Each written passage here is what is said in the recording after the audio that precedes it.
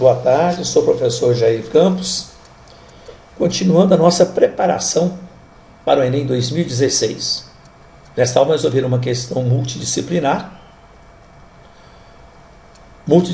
porque envolve alguns conceitos de matemática e conceitos de química.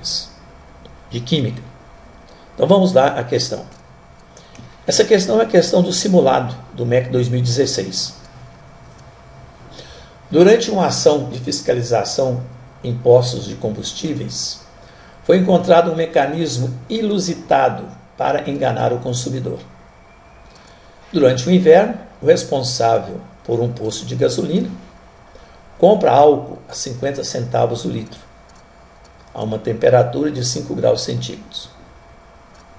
Para revender o líquido aos motoristas, instalou um mecanismo na bomba de combustível para aquecê-lo, para que atinja uma temperatura de 35 graus centígrados, sendo o litro de álcool revendido a R$ 1,60 o litro.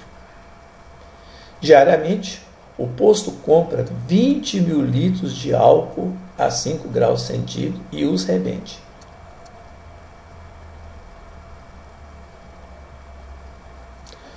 Aí vem a pergunta. Com relação à situação hipotética descrita no texto, e dado que o coeficiente de dilatação volumétrica do álcool é de 1 vezes 10 a menos 3 graus centígrados elevado a menos 1, desprezando-se o custo da energia gasta para aquecê-lo, ou para o aquecimento do combustível, o ganho financeiro que o dono do posto teria obtido devido ao aquecimento do álcool após uma semana de venda estaria entre. Temos aqui as alternativas.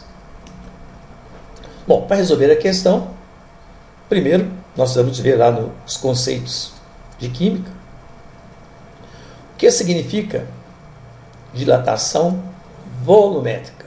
O que isso significa? Como calcular a variação do volume submetido a uma temperatura, um aumento ou uma diminuição de temperatura. A dilatação volumétrica é um tipo de dilatação térmica, porque depende do calor. Nela, considerando-se o volume. Ou seja, essa dilatação ocorre nas 3 dimensões de um sólido. Altera a sua largura, altera o comprimento e altera a altura. Ela é ocasionada pelo aquecimento da substância. Embora existam divisões de dilatação térmica, em linear, superficial e volumétrica, toda dilatação que existe na prática, verifando, é necessariamente volumétrica. E esta é calculada pela fórmula. A variação do volume é igual a V0, volume inicial, vezes lambda, que é o coeficiente de dilatação, vezes a variação do tempo. Então, observar aqui que o volume é constante. O coeficiente de dilatação é constante. O que muda é a temperatura. Isto é, se a temperatura aumentar, o volume aumenta. Se a temperatura diminuir, o volume diminui. Então, a variação do volume é diretamente proporcional à variação da temperatura, uma vez que V0 vezes lambda é um valor constante. O volume é constante e o coeficiente de dilatação do mesmo líquido é sempre constante. Então, a variação do volume vai depender única e exclusivamente da variação da temperatura. Então, as grandezas, variação do volume é diretamente proporcional à variação da temperatura. De posse dessas ideias, vamos à resolução do problema, ou vamos aos cálculos. Então, primeiro, nós vamos calcular a variação do volume de combustível do posto em um dia. Sabemos que todos os dias, o dono do posto compra o quê? Compra 20 mil litros. Então, o volume inicial é 20 mil litros. O coeficiente de dilatação é 1 vezes 10 elevado a menos 3 graus centígrados elevado a menos 1. E a temperatura, ele compra ela a 5 graus e aquece o combustível para vendê-lo a 35. Então, uma variação de temperatura de 30 graus centígrados. 10 a menos 3 é 1 sobre 1000. Grau centígrado elevado a menos 1 é 1 sobre grau centígrado. Aí nós podemos simplificar o grau centígrado com o grau centígrado.